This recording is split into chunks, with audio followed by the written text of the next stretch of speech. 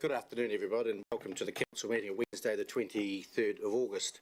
And I welcome the councillors, staff, the media, invited guests, the torera, and also welcome Carol, who's listening in from home. I know that we met her yesterday at the library, and she always listens in, so I thought I'd make mention of her today. She'll be at home, chuffed, I no doubt, to hear her name mentioned. She knows who she is. Tēnā koutou, tēnā koutou, tēnā koutou katoa. Before proceeding to our items of business, it is my pleasure to welcome to our meeting Te Wera King, upoku for the Te Runanga of Aorawhenua. It's our honour to have you here today, Torera. Te Wera, I'd like to invite you up to the presenters table to start our meeting with a karakia and then say a few words about your recent tour of our new library and civic centre that we had with Hamish and I. Te Wera, the floor's yours. Thank you. The right hand side, that's it, perfect.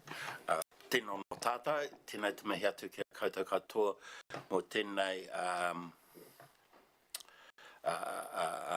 pātai māku ki te haramai nei, kei mua ia koutou ngā rangatira o tēnei rohe o Hakatere. Nō reira, i ngā rangatira o te kaunihira nei, tēnei te tino mihi atu kia koutou. First off, I'm just thanking you for inviting me here at your table of the rangatira of this council. Nō reira, tēnā rā koutou. Nei rā he karakia, kia tūwhera ai te hui nei I roto I te tika me te pono. Of course, I will also translate it in English once I've done it in Māori as well. Nau kia whakatoa ai tō wairua ki rongo I tēnei kaunihira karangatira, kia hapai tia rātou I roto I te kimi ai ki te whai ai, te huarahi tika mō ngā rātou ka noho ai, kei raro rā I tō kawinata I tēnei rohe o Hakatere. Nau te pau kia whakamana ai a rātou I roto I tēnei mahi rangatira. Ameni. I ask you that you lay down your spirit on this meeting and strengthen these leaders of this council who are here to search and to find the correct path for those that live here and under their support for the right path for those that live within this area. Amen. Thank you. Te Wera, if you'd like to take us through when you and Hamish went through the building, we had a chat afterwards and you had some words of wisdom you'd like to share with us.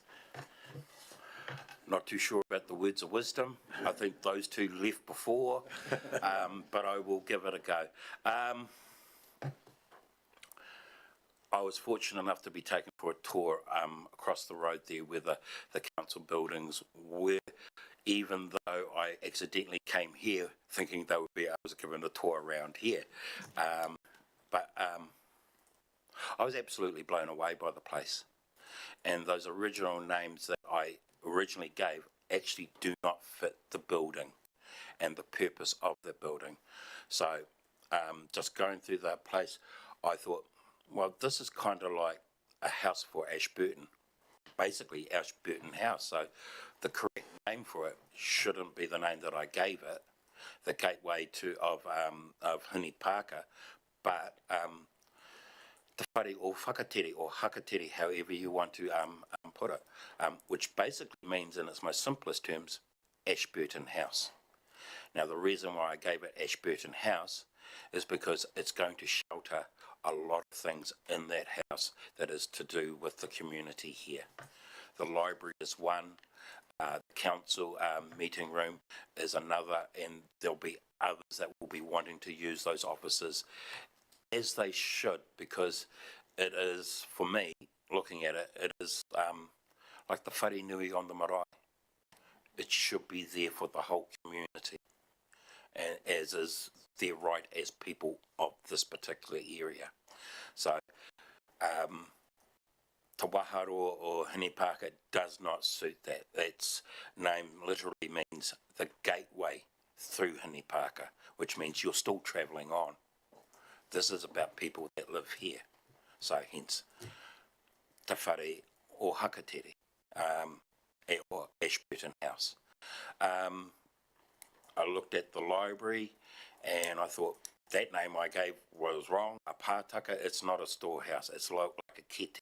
A kete is a bag that you put things in, but you take them out and you use. So I put te kete, ngā tuhinga, I think it was, of all the written stuff, but not only the written stuff, the stuff that the social media stuff, computers, Wi-Fi, film archives, it means those, and you can bring them out and use them. It's about the use of it. And for the council room, well, I think the talk that Fane, yeah, sorry, for some reason I had Wayne going through my head then. I think he kind of explained it well, but also Hini Park is really well known here. It is actually part of the early settlers' history as well. The original part of the tree is in the museum, and there is another Hini Parker being grown right now. It is something that this whole community identifies with.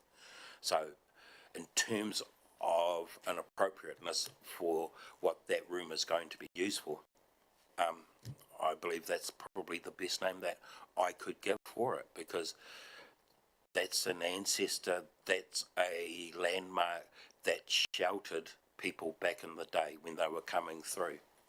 And it was also a place that, yeah, when the early settlers were first developing their farms, etc., they were, they identified with it too, because, yeah, it was the biggest tree around. And, yeah, Ashburton's probably the biggest tree around in this particular area. That's basically all I've really got to say. I just think, I think the concept of the building is the right one that you've picked. Kia ora te wera, and thank you so much for the gift of the new names for our new building. Te Whare Whakatere, Hini Parker, and Te Kete Tuhanga. They're beautiful names that reflect the important relationship of Māori and our district, and they're well chosen and gifted. Thank you. Councillors, any questions of Torea? Comments? If not, no, all in agreement. So, Council, on behalf of the Council, I'd like to recommend the following motion. The Council accepts the gift of Te Whare Whakatere, Hini Parker, and Te Kete Tuhanga for the new library and civic centre from Te Wera King, the Upuku, for Te Runanga o Aorewhenua. I'll move. Seconded. I'd like to second, please. Councillor McMillan, seconded. There's no discussion. I'll put the motion. All in favour, please say aye. Against, carried. Torea, thank you once again for joining us this afternoon. Well done. We really appreciate it. Thank you. I do apologise. I have to get on the road, unfortunately. My dumbass cousin decided to have a heart attack on the weekend now, but I'm very ill. Things happen. Oh, Thank you. not as much as I am. Thank you very much. Hariwa. Thank you.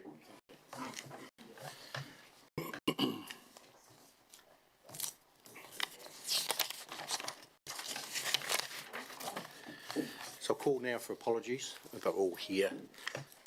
Extraordinary business, I know of none.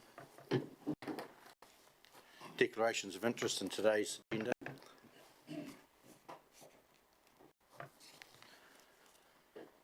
Peter Scott, is he here yet? He may be. Just driving. We're up to, oh sorry. We'll do the council minutes. We'll do the minutes. Item number 4. Any discussion whether the minutes are correct or not on page 3, page 4, page 5 and 6. Councillor Cameron. I was just going to move them as a correct. Councillor Brown. You seconding?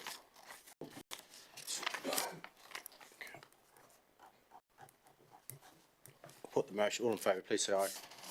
Carried. Next on the item on the agenda is Environment Canterbury. Welcome, Peter. And we have Andrew Parrish and it's not Jeff Smith.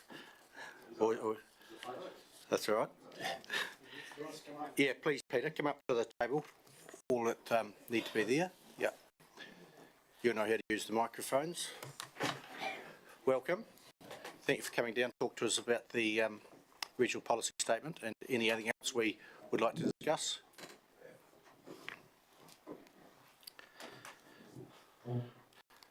I think everyone knows Peter's the chair of Environment Canterbury. Yep. Thanks, Neil. Thanks for the opportunity to come down and actually put some more detail in the conversation if it's required from Just your a little councillors. bit closer to the microphone, Peter. Oh, sorry. Thanks, Tony. So thank you for the opportunity to come down. So Andrew Parrish, our planning manager, and a couple of his staff are here with him. It's an opportunity to put a bit more detail into the process that we are, into the National Policy Statement on Freshwater Management, where we are with that process. I think it's worthwhile noting that we are doing a regional policy statement, and that process on its own is quite simplistic. We're not setting rules for how much water's in rivers. We're not setting rules for nitrates.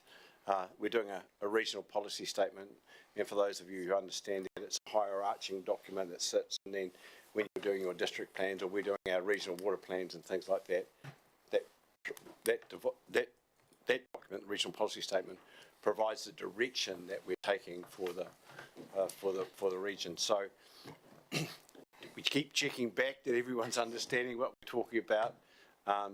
Other councils, other regional councils, are doing a full process. We're doing this process because we think that that will set us up better for that. And we have got a pretty strong planning framework now.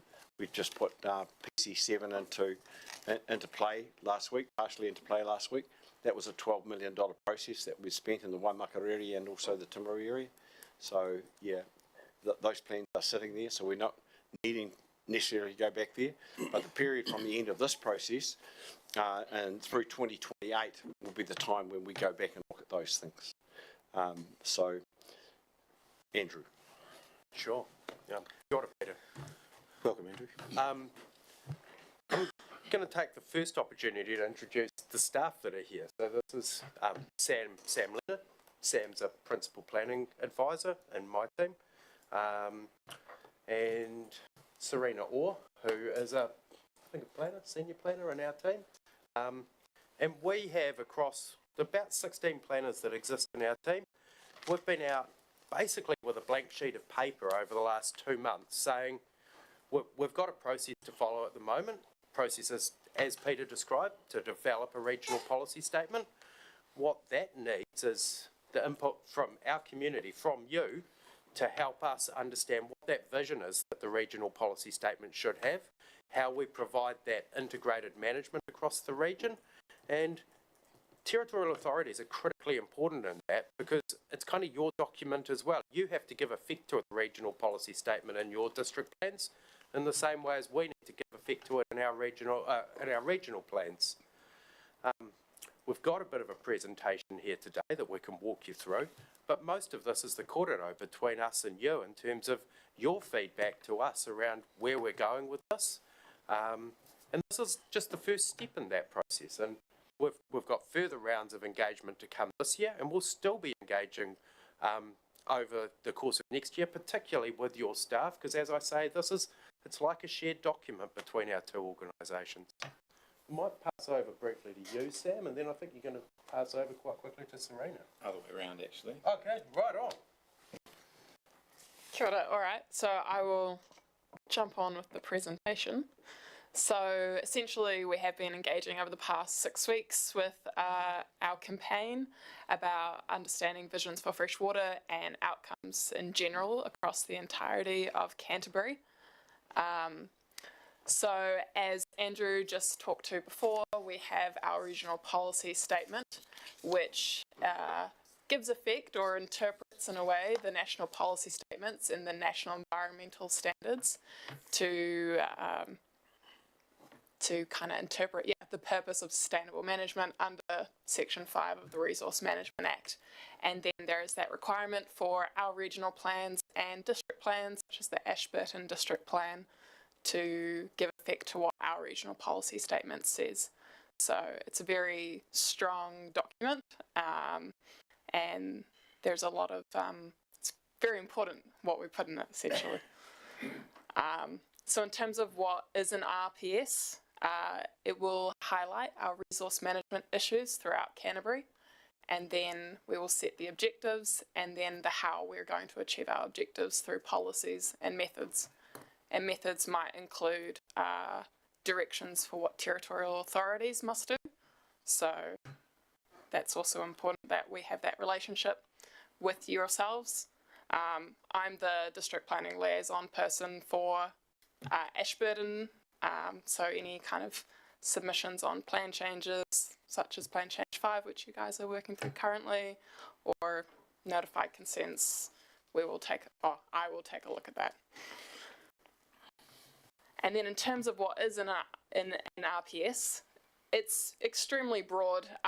It covers pretty much everything, from the air to the land, the fresh water. We've also got these new national policy statements that have been brought out, the newest being the Indigenous biodiversity one. So we will need to make sure that our policy statement gives effect to those in our ecosystems and Indigenous biodiversity chapters, and making sure that everything is integrated.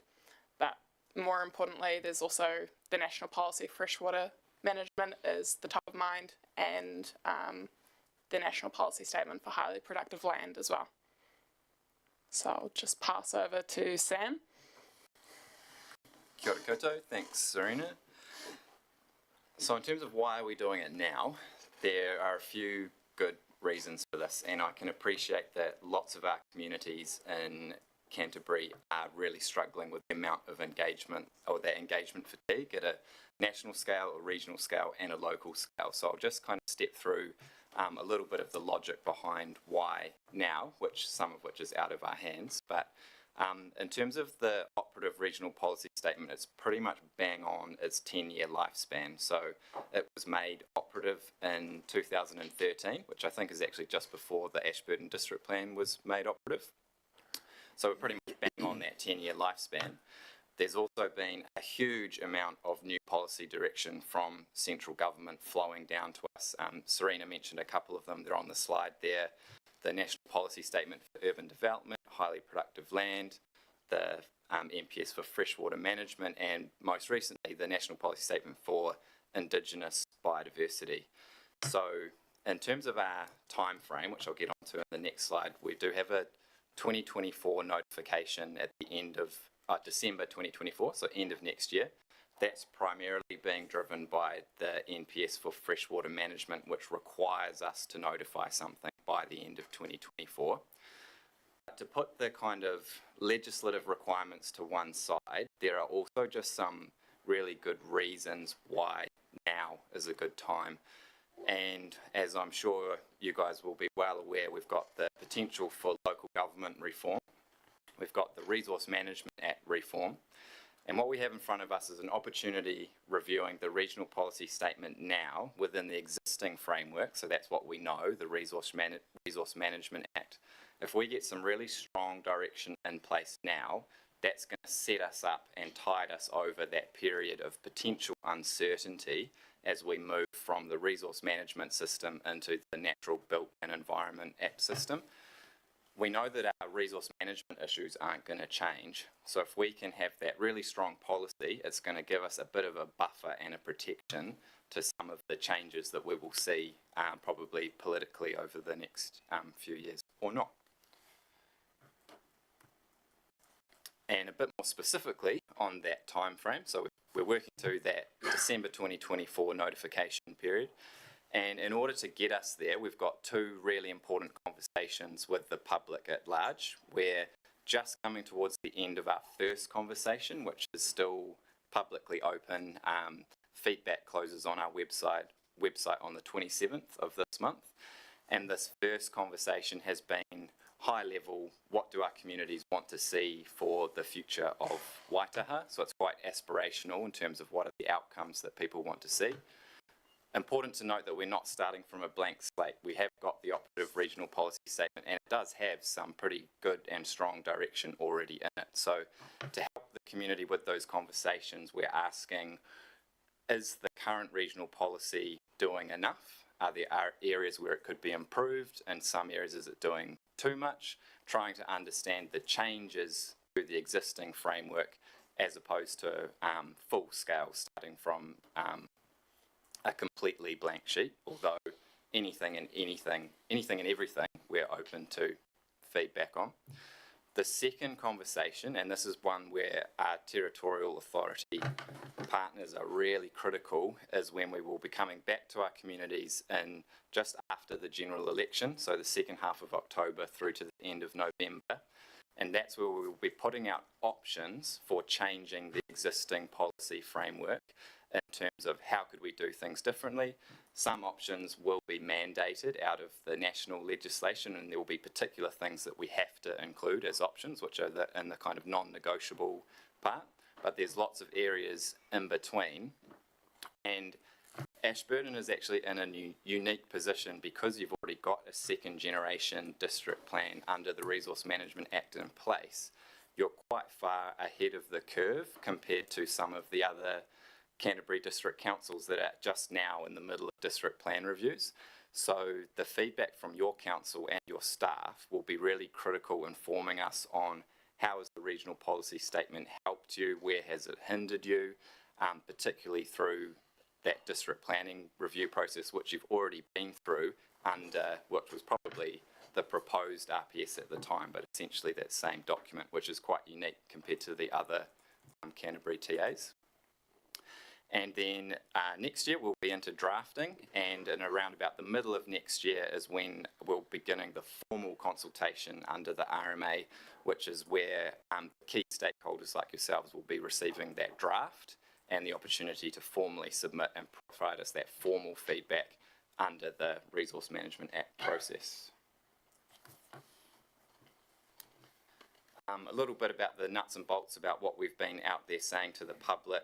Part of it has been a bit of an education piece around what exactly a regional policy statement is, trying to motivate that engagement, acknowledging that there has been a lot of engagement going on in Canterbury over the last few years. We are working in partnership with our Papatipu Runanga through Toropu Tuia, which is the policy direction setting body for us at Environment Canterbury, which includes councillors and also the Papatipu Runanga chairs. And we've been doing a mixture of online and in-person engagement. So we've had about, actually I can quickly rattle off a few stats that are hot off the press. So for our online survey, we've had about 260 reviews, feedback pieces completed. In terms of our drop-in sessions, we had 7 drop-ins around the region where we had around about 80 to 100 people. The Ashburton drop-in was actually by far the most popular, so thank you to this table if that was in part you're doing, influencing people to get out and about there. We had 18 public webinars, which again we had pretty decent participation, around about 200 people over a series of 18 public webinars. And then we've also just been trying to capture feedback any way we can, so whether it's in person, through the website, or even just people sending us emails, we're just trying to work with whatever works for people, again acknowledging that people need to provide that feedback in the easiest way, and we're trying not to tax them as much as possible. I think that might be the last slide. One more piece here is just around that, what is it exactly that we're asking people, and it is trying to understand what is it that people value in terms across the 4 wellbeing. So it's not just environmental, it's social, cultural and economic as well, really trying to understand what's driving our communities and hitting home that importance of what the regional policy statement does. I think it's a really underrated resource management document. Once stuff gets locked into an RPS, it does need to be given effect to by the regional and district plans that sit beneath it. So in that sense, it's just as powerful as that national direction that it in turn has to give effect to. And that's the spiel from us, but yeah, Great. Thanks. Any questions at all, please. Great overview. I'm sure there'll be some questions coming. You did get high numbers at the meetings you had around the Mutu, which is relevant because the people here are interested in what will end up in the plan. And they want to be listened to, and they would like to see what they're talking about in our plan. It's one plan for Canterbury or the region. So perhaps you could, the question is, what's relevant to Christchurch, which is probably the air and the stormwater? What's relevant to Ashburton is more the agriculture. How can you balance those two in a plan? Good question. Happy to take this one. Yeah, very good question, and that is one of the challenges. So Canterbury is the biggest region in the country, and we've got the most diverse range of populations and communities. So there are certain things that are occurring parallel to the regional policy statement review, like the Greater Christchurch Spatial Plan, which is for Christchurch, Waimakariri and Selwyn. The regional policy statement will be a large piece of what gives that document teeth, in terms of legal teeth that then goes into the resource management system. That's definitely feedback that we've heard around there are different priorities for different areas around the region, and some of the suggestions that have come up actually working through with Territorial Authority staff is that when we move into that second conversation around options, that the way we engage, particularly with your staff, might be around some of those particular, more regionally specific issues. So rather than trying to, for example, get all of the TAs in a room to give us feedback, we could group around either interest in like issues or even just one-on-one sessions with different TAs, because that is going to be really critical feedback for us, and we would be open to any suggestions on how that might work best for your council. In terms of how we then tie that into the overarching policy, we will need to have what will be called an integrated management chapter. So we're conscious of the fact that we don't want to be giving the community mixed messages, and that we will need to establish what are the priorities, and that some priorities will compete with other priorities, and that needs to be part of the narrative so that it's not promising all things to all people. It's going to be a real challenge for us, but that's very much front of mind. Yeah, this our economy here in the Ashburton district is based upon agriculture, and we have what we have at the moment. And if consenting becomes difficult and stalls development, it will hurt our economy, which may not hurt other places. So it is crucial that the plan is done correctly, because I'm sure if it's not, that a lot of people in this district, their livelihoods depend on the agriculture, and if it's not friendly to them, we're still got to look after the environment, I know that. But it's not friendly to them, it'll hit the appeal, and they will throw everything at it to have it overturned. But if it's not right, I understand it's not right. So here's the plea, please get it right at the start. And you're doing the great job of talking to us first, so getting those thoughts, which is great. Questions, councillors? Neil, can I just respond to that? Peter, sorry, yes. Because this document doesn't specifically look at that. Not yet. This document is a higher level document. So things that are important in this document, from my point of view, for the Ashburton districts, things like Otu Wharekai, which are those intermontane regions, they need to be highlighted. So we have different types of soil across Canterbury. We need to recognise that, and that we need to recognise that how are we going to handle those things?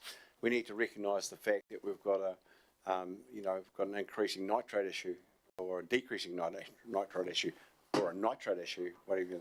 We need to recognise that, and then when we do these next bits it's about under Te Mano Te Wai, which is the next bit, it's not this bit, is how do we actually handle that, and what is the glide path through the timeline over the next 30, 40, 50, 60 years, or whatever it is, that we're going to get those, those waypoints, if you like, to achieve the things that communities are after.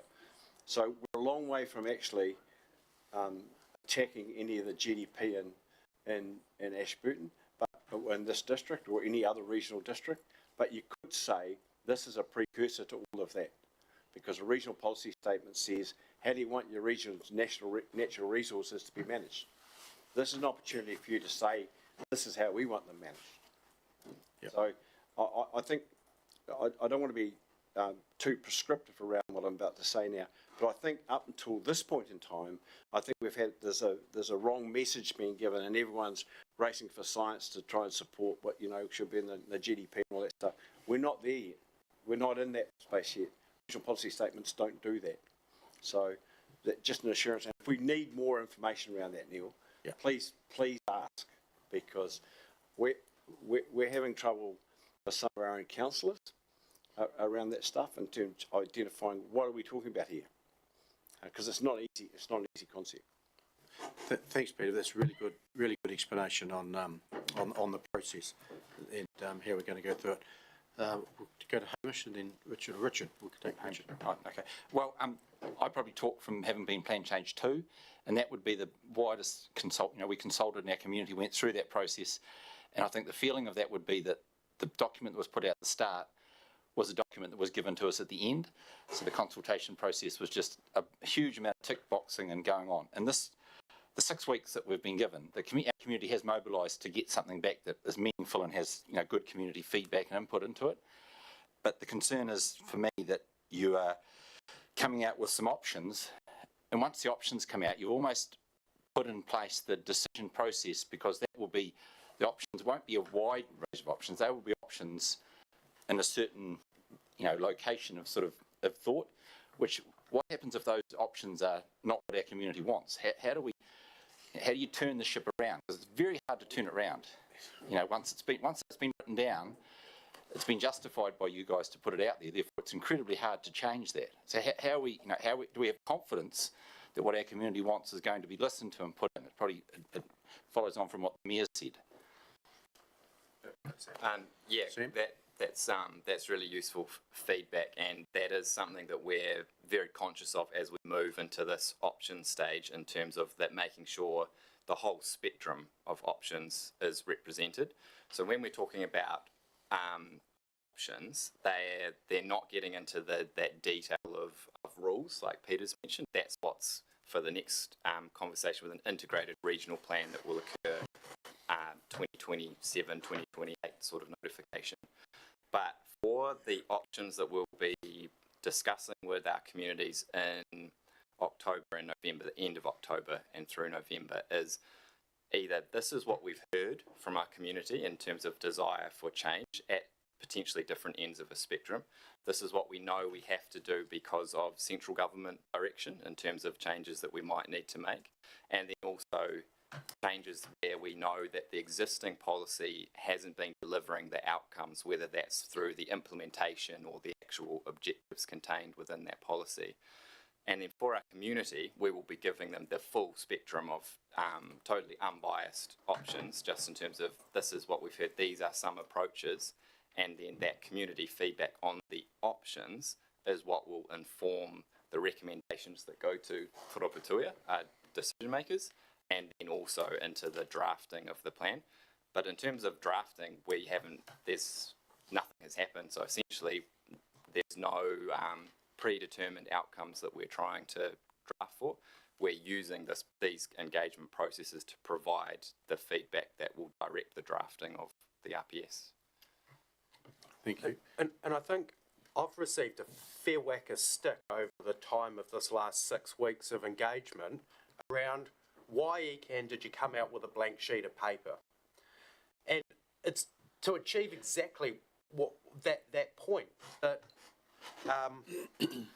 what we're looking for is to make sure that we can capture that full ambit of options by going out with a blank sheet of paper. Now, the next round, we are going to put some options on the table, and if they don't work in terms of that vision, then the opportunity is still there for alternative options to be proposed to us. We're not going to start drafting and giving that direction until the period in 2024 that Sam talked about, early next year. So at the moment, we're not even at the point of saying we've got a fixed position. We're not even at the point yet of saying this is the span of options, because we know that we need that community feedback to help drive that. Great, that's good work. Hamish? Thank you, Mr. Mayor. I heard two things in what's been said. One is the RPS is a really powerful document. So given that is the case, then The bits that follow, which will presumably be more specific, will take their lead from the RPS. So actually the RPS is really important to the matters that it's covering, even though the RPS might be at a broad level and doesn't cover rules. But we can't say that they don't matter, because the RPS will set the direction for them. So this is a really critical document and a critical part of the process. And then the second thing that I heard, I think all of you refer to in a number of different ways, was the community. And all of us know that the community is a complex, multifaceted beast. And I don't think you can synthesise the entire Waitaha region with its urban and its agricultural, rural components and say that the community thinks this. So how do you balance the variety of communities that exists in Waitaha into a cohesive RPS that doesn't set in motion a particular pathway that ultimately leads to the concerns that are sort of being implied here but are easily defeated because we're not there yet. But in fact, we get started down that path, and when we get there, everyone then points back to, well, the RPS said, you know, and you just get this virtuous kind of argument that never affects anything. So how does the multiple communities get reflected now in the RPS such that the outcome will be acceptable to all our communities? How do you do that? I'll have a wee go there. Hamish, thank you for that. Look, the statutory stuff that's contained in the RPS, which has been alluded to here, which is the MPSs and the NESs, we've got no control over that. They sit there anyway, and they have their own distinct flavour on how they would apply across the region. The bits in the RPS that we want to add into the RPS is, how do you see the region, and how do you see the things that you need, that we need to understand, that needs, you know, like coastal environment, for example, like Otu Wharekai, like, you know, those sorts of things. How do you see those? What is the interaction that you see as in danger with, you know, national policy about Indigenous biodiversity? I mean, those are the things that you need to consider. They are responsibilities that this council has: Indigenous biodiversity, MPS, Indigenous biodiversity has made that pretty clear. So I think that we just need to take recognition of those. When we get to the next bit, which is the planning bit, right, which is the bit about, so how do you do Te Manu Te Wai? They are an FMU community based, like PC2. That will be where the opportunity is for that. And we've got to remember that these things go into a draft, and then you get to consult back on the draft. This is what we heard, and when you said, really? We didn't say that. Who said that? You know, this is fit for purpose for us. So there's an iterative process here, getting our way through to the end of 28, that you're not going to get left out on. We also have a requirement under the National Policy Statement Freshwater Management 2020 to engage with mana whenua under Te Manu Te Wai. I think that's the scary bit for people, and that bit's coming because it's a national direction about things that we need to do. This bit isn't that bit, but the next bit is. So we need to get ourselves prepared for that. The things that you were talking about, Neil, are important. You know, how do you actually balance, you know, 80% of the people that live in Canterbury who live in between Ralston and Rangiora with what's going on here? You know, where I come from, 40% of Canterbury is 67,000 people. You know, like it's hard to put all that together. So if I may, how do those 67,000 people get comfort that they're going to be heard in this concept of our community? I think Mayoral Forum is one of those areas that they can get comfort from. I think you know, the other peak agencies. I mean, the people that will be involved in this are the Beef and Lambs, the Federated Farmers, those sorts of people speak for those communities. You'll also have the NGOs like EDS and, you know, Forest and Bird and Fish and Game. They'll all be involved in this process. It'll be a similar process to PC2. And I think the point that we need to make over the planning time that Te Manu Te Wai that we want to give there, you know, for example, in Western Bay, you know, on Taupo, they've given that timeline for the nitrogen into the lake for 80 years. an 80-year time frame for the change to take place. What is it? What is the time frame that if you have to change, because it says 2.4 in the MPS FM 2020, you know that well, that's contentious. You know, that conversation, when it comes along, we're not going to have that now. We're certainly not going to have that now. But when that comes along, is it possible? You know, what is the timeline? You know, what is possible? I mean, those are the things that we need to say, talk about. Thanks, Peter. And the MPS Freshwater is crucial for this district. And I, on behalf of the district, has visited the Minister of Environment, David Parker, to talk about that. Yeah. And he said 2.4, it's in the legislation, so we need to meet that. But he did also say you've got time to get there. Yeah. And that could be generations to get there, the same as perhaps the Rotorua. And that's what we're saying. Yeah. And it's important we're both on the same wavelength there. Well, that's what we're saying. We're time saying to get there. we should not expect under a natural justice process to walk into an area and say, this 2.4 and it's got to be there by the end of next year. There's no way that we can do that. There's no legislation that allows us to do that. But what we're going to say in terms of reflecting community's desire, community wants to move there. Okay, community, this is how long it's going to take. Because, you know, we need to give people, if that's, I'm not saying it's possible, I'm not leading this conversation at all, you're more leading it than I am. If those are the things that we need to do, how long is it going to take? What mechanisms are in place to do that? And you know, those kinds of conversations come, and I hope we all turn up to them. You know, I hope we all do, because Yeah, it's important we're going to have that Korero, because some people will say tomorrow and others will say 150 years to get there. So there's got to be somewhere in between. So Look, we'll have that Korero and get there. there's two things. Sorry, Neil. There's two things that in my conversation with David Parker about this process that he made very clear to me.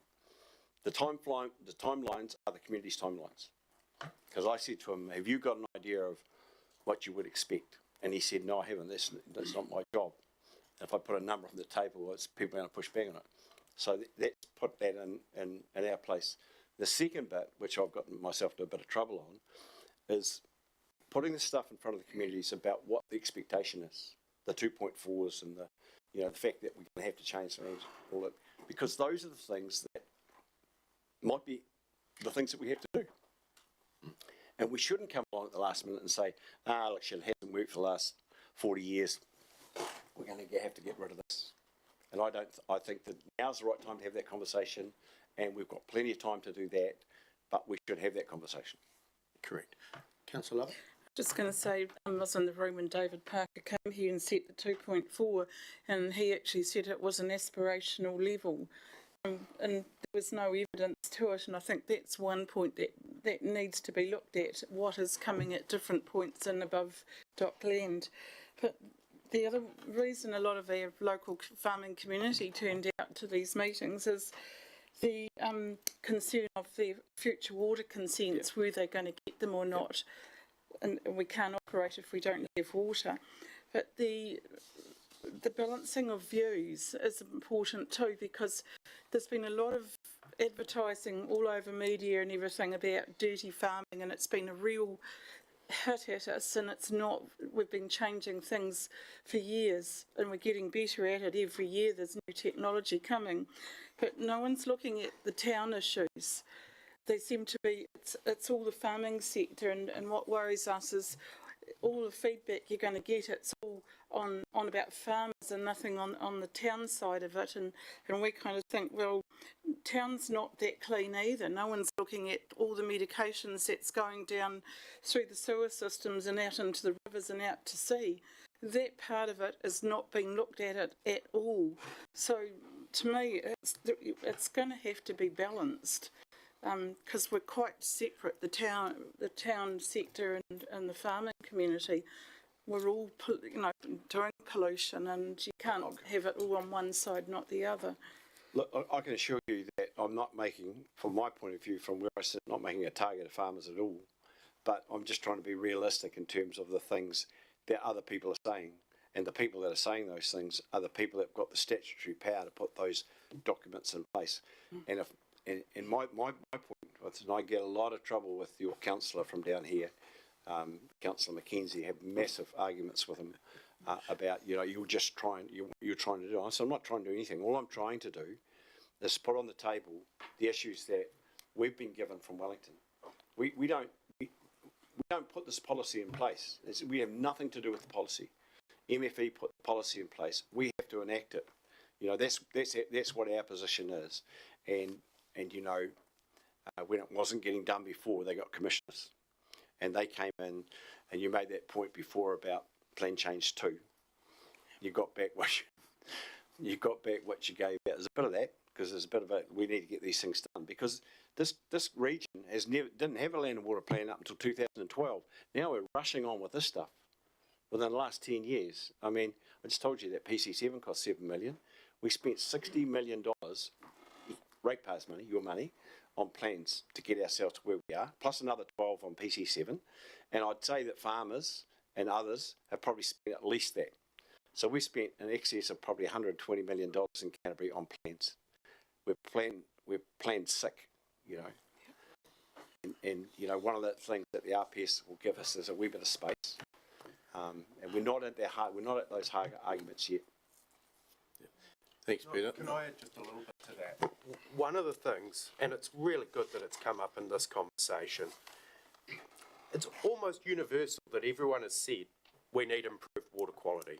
It's, you know, whether it's from the agricultural community or the urban community. Now, I think that there's some nuance as to where that improved water quality needs to be, and I think that there's a really good conversation that we need to have with our community as to how we improve that water quality. But, you know, when we're thinking about, say, something like water quality, it's pretty universal. Everyone says it needs to get better, and that's the MPS says it needs to get better, and our community's saying it needs to get better. The question is, how do we do that? And Peter's talked about that we've got time on our side as to how we do it, but we've also got, better than anywhere else in New Zealand, innovation that's occurred here, at least in part because we've been talking to our community for a long time about some of the methods that we might go about doing that.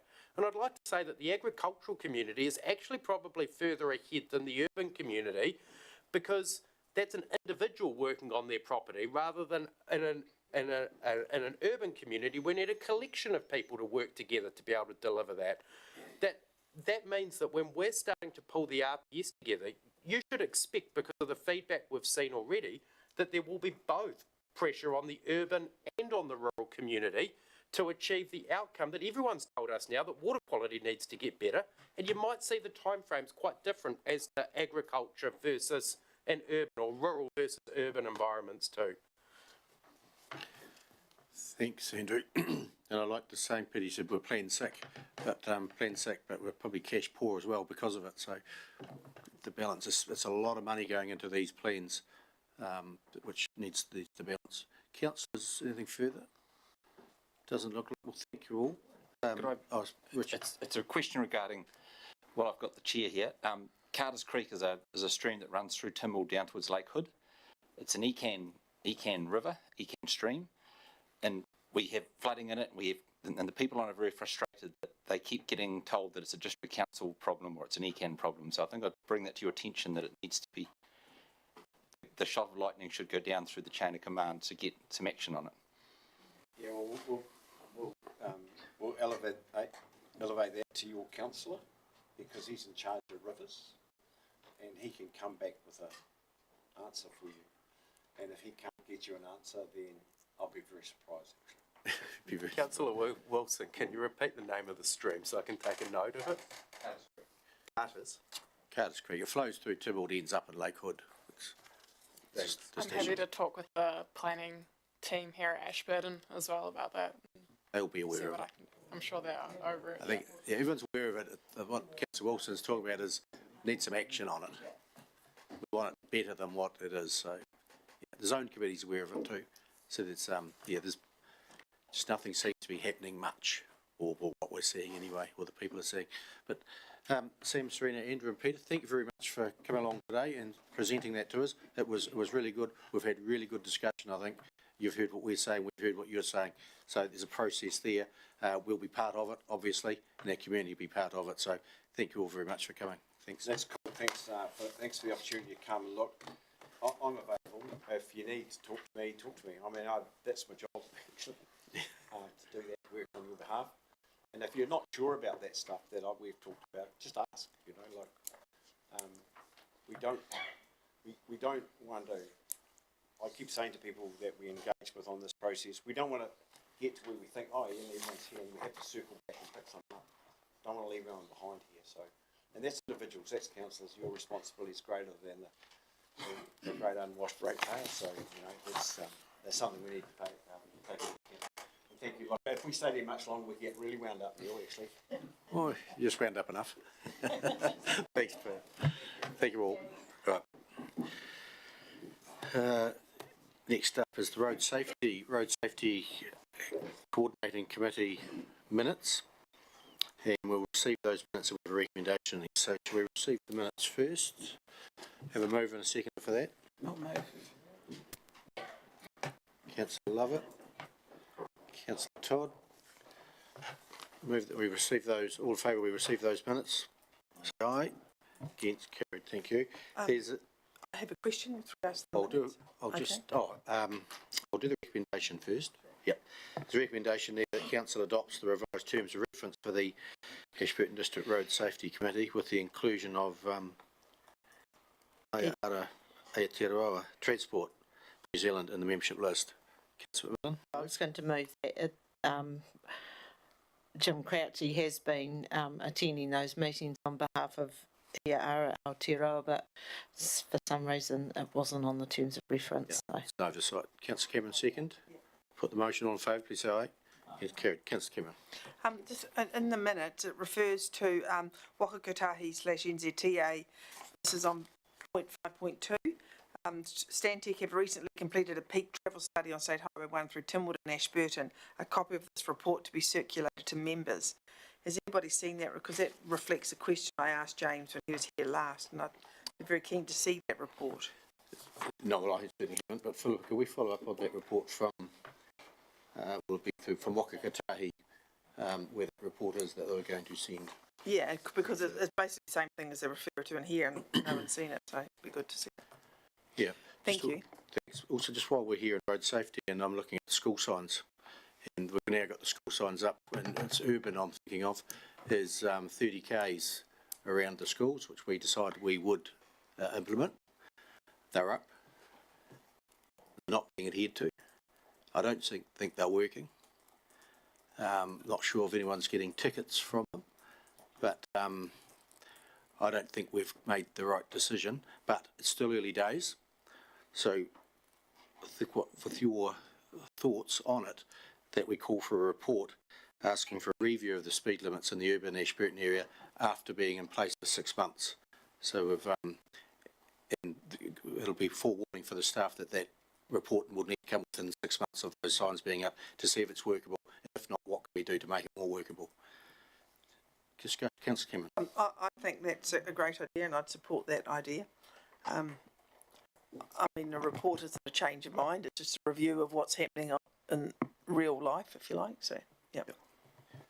Councillor McMillan. Thank you. And if that report could include how much it would cost if we were to upgrade the signs to what are they called? The variable signs, because I know that was quite a factor in the decision, and that the variable signs were going to cost thousands of dollars opposed to a 30k sign, which was hundreds of dollars.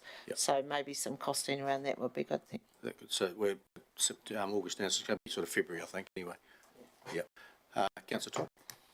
Thank you, Mr Mayor. Yes, I would support that that thinking. Obviously, I was vocal against the permanent signs at the time, so if we can move to variable signs, then not only I'll be delighted, but probably most of the drivers around the urban area will be delighted too, because not many of them are doing 30 k's an hour. I don't think we're going to move to variable signs. I think we're going to review what we've got, and that may be an outcome of the review. It may be. Councillor Hooper. Thank you. Just want to back you up there, and the feedback I'm getting is those that are obeying them are actually getting hard time from those that don't understand or don't know. So right up there, Jack's even beeping sort of thing. So I made a suggestion there as a motion that we ask the Chief Executive to prepare a report after this to look at the speed limit signs in urban centres of the Ashburton District after they've been up for 6 months. Philip, have you got as a motion? Someone like to second? Lynette. I'll second it. And I just had a question. All the rural signs up. Oh, sorry. Yep. Wouldn't this have been an extraordinary item of business? This has just been thrown at us out of the blue. And, No. I know, but I don't see where we're coming from. I can't comment on it because I have nothing from. We're just asking for a report. Yeah. We're in road safety. This is road safety. It's a sedgeway in here. It may be a long bow, but it's a bow to get something in here without asking for a report. So the point of order is not upheld. Councillor Love. Well, can I ask in the next road safety meeting, what can I ask, are all the signs up in the rural community? Because I've had one complaint about one of the schools, Lagmore, We can ask that in the activity report. through the road safety. The activity report will be a lot quicker than waiting for road safety. There's a motion on the table. All those in favour, please say aye. Against? Carried. Against? One against. Councillor Ellis. Thank you. Next item is the Audit and Risk Subcommittee on page 9, item number 6. We're going to receive those minutes. The mover for that, Councillor Ellis. Seconder, Councillor Wilson. All in favour, please say aye. Carried. No items in there to be dealt with. Next item is number 7 on page 10, the Biodiversity Advisory Group, and we're going to receive those minutes. So we'd like to move. I'll Councillor move. Allen. Seconder, Councillor Brown. All in favour, please say aye. Carried. We have a recommendation there to council. So we'd like to sponsor that.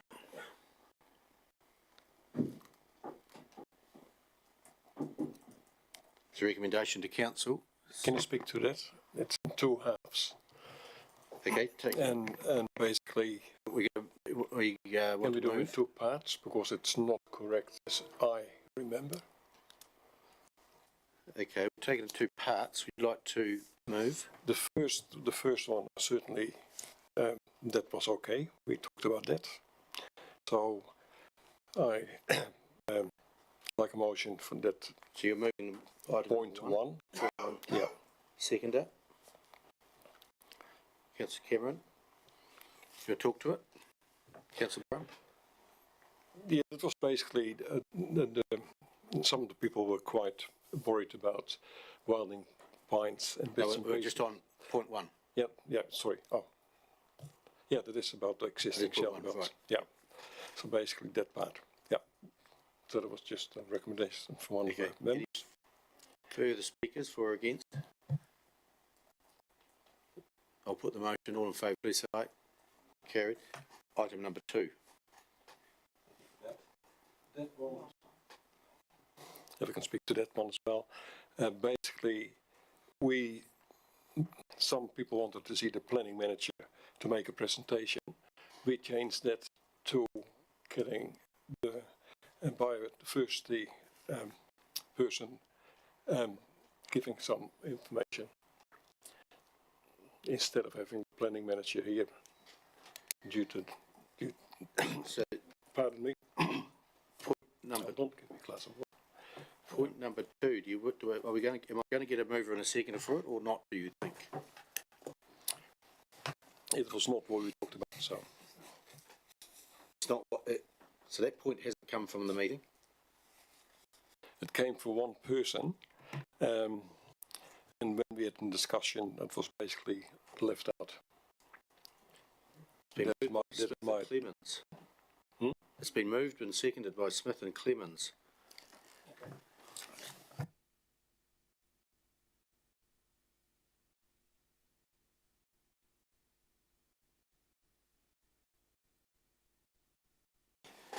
I think, Councillor Brown, with your concern there, I think we'll let that one lay on the table and we'll send it back to the committee for clarification.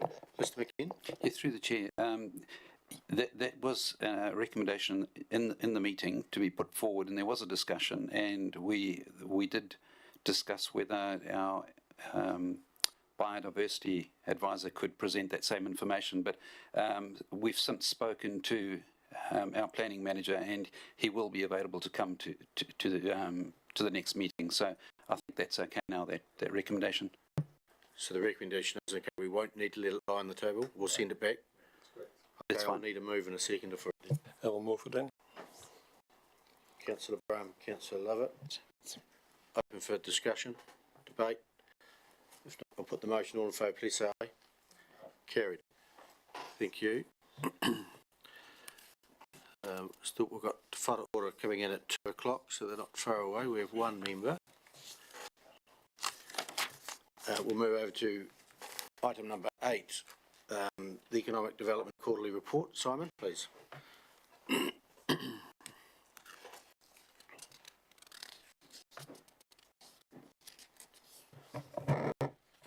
Kia ora tata.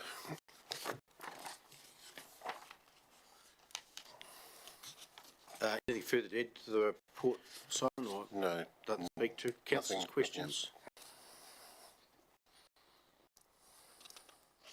Councillor Hooper.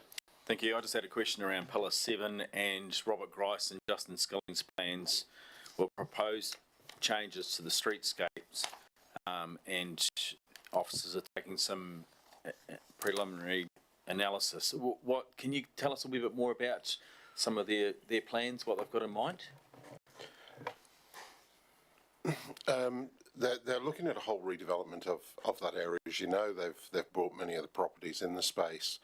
Their thinking is perhaps growing outside of the properties and thinking about how people interact with those properties in the streetscape. So they've approached officers with some ideas. We're working through those at the moment, and once they get to a sort of shape that we can present them, we'll present them as a business case for that work.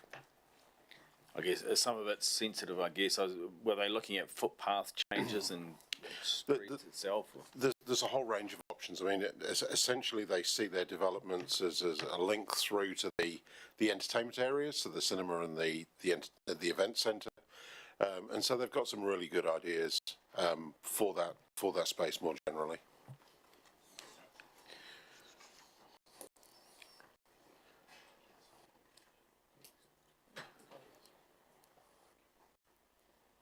Councillor Lovett. Point number 15, the Ag Tech Hub at Rakawa. Can you elaborate on that, or you can't? Just surprised to see it there. Just wondering, what is it to do with irrigation or farming in general, or which direction are they looking at? It's a development that a private developer is doing in Rakaia. So just on the outskirts of Rakaia. I don't think there are any trade secrets for it. It's a piece of land that Simon Jones, who's the developer, is looking to create an agri-tech hub. So that's looking at potentially new feed technologies. Hydrogen's being touted as a potential food source. So the planning and building teams have been working with Simon around the development for quite some time, and that's all consented and ready to go. I've been working with Simon more from helping stand some of those things up through the Kanoa Fund, which is a government fund for development of innovative activities. Thank you. Thanks. I think, might have been a slip of the tongue, I think hydrogen is a fuel source, not food. Oh, sorry, fuel source, yeah. No, you don't want to be eating it. Fuel for an engine. Councillor Cameron. Food source for trucks, maybe. Yeah. Thank you. Page 15.11, the Resilient Business Project, and I think we were all disappointed we weren't able to get some funding for that from MPI, and I can see that they now have an MPI team who are working on a farm. You're talking here about you want to monitor how supported our local farmers are with regards to land use changes due to changing regs, and also underneath in point 11.2, work continues with the advisory group and there remains scope to work for the benefit of our local primary sector producers. Can you elaborate a bit on that for me, please, Simon, what that scope is, and how you're going to monitor how our local farmers feel supported or otherwise, please? Yeah, so the farmers are part of that group, so we'll continue to work with the group. The feedback we got from MPI was that the project was quite large. It was quite interesting hearing ECAN just talk about the challenges that are facing the district, and this project sat utterly at the heart of that movement, be it 40 years, 80 years, however many years, but there is going to need to be change over that time. There will be change over that time. Market forces will dictate that first and foremost, I guess.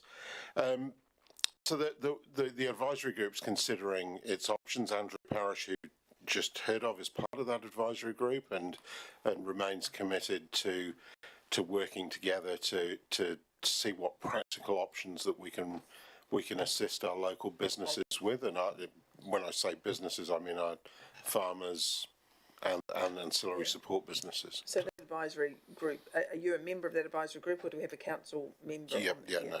Yeah, otherwise how? Now Richard Fitzgerald's left. That'll be me coordinating that. Okay, thank you. Councillor Wilson? It's around Pillar 6, which is Startup, SMEs and Business Support, and also the linkage to the Business of the Year awards coming up next year. I understand that we've got the Business Award, perhaps talk about that, but also how we want local businesses to perhaps engage more with council to build that relationship stronger. So the Business of the Year Awards was launched earlier on this month. There are 15 categories for businesses, which hopefully reflect the breadth of activity that takes place in the Ashburton district. There's been really strong interest to date. Lots of businesses supporting those awards through sponsorships, and we're starting to see the number of entries trickle in now. So that's refreshing. I would urge businesses locally not to leave it to the last minute. It would be good if we can sort of manage those entries through. So the first awards had 70 entries, and we're looking to increase that to over 100 entries in this year's awards. In terms of how we deal with local businesses, I think there's a broader discussion to get businesses engaging with councils.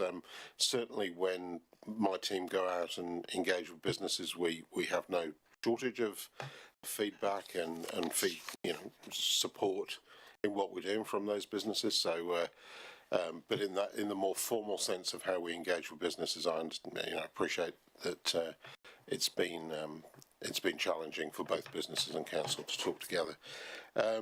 The work we're doing at the moment around SMEs, you'll note the regional skills needs, so that's really looking to understand. We've had lots of feedback from businesses in terms of what they need to grow and develop their businesses, what skills they're going to need to develop, how technologies are changing and how they'll need to move to change with those technologies and science and things. So we're doing that work with TIPA Kinga. They have a lot more resource that they can apply to that kind of research mechanism. So I've got a meeting with their Southern Director in a couple of weeks to really kick that off and get that project underway. And then I met with the Chamber on Monday to talk about how we can get them more present in the region as well around helping our small businesses and the types of support they've got available in Christchurch that they can bring down here. So that was a good discussion. I think it's still early days in that discussion because the Chamber of Commerce themselves are going through some significant change in how they do business with their members. And that's set for being announced more publicly at the end of October, beginning of November. So I would expect the Chamber to be coming down at some point to talk to you about how they see things moving forward and how they can work more aligned with our local businesses. Thanks. And just on page 13, bullet point number 2, there's some sensitive information there. So we'll just work on a way that you can inform councillors in a more private way so it doesn't, on what's going on there without disclosing the sensitive nature of what's there. So we'll work on that. Yeah. I mean, you will be aware of some of those projects. Probably am. Yeah.